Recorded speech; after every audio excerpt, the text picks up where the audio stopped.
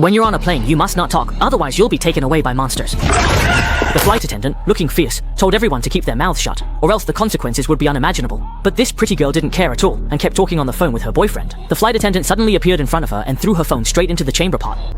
On the other side, an 80-year-old boy was just about to hit on the beautiful flight attendant next to him, but he noticed in time and stopped himself. The boy had no choice but to shut his big mouth. The captain was just about to remind the passengers to stay quiet when he was suddenly taken away. The little kid was so frightened by what had just happened that he started screaming and crying. Fortunately, the flight attendant came over and threatened that if he kept crying, she would throw them all out, which finally stopped the child's cries. Meanwhile, a black guy thought it was just a trick to scare kids, but he ended up being taken away by the monster too. The passengers finally believed there was a monster on the plane, and everyone quieted down. Who would have thought that a man who hadn't washed his athlete's foot in 80 years would put his foot next to a 60-year-old girl and then let out a mocking burp the next second? The frightened girl was terrified, praying constantly for her own safety and health, but the bearded guy behind her wasn't so lucky. He was very nervous. The main problem was that the parrot on his shoulder loved to lie. Hello?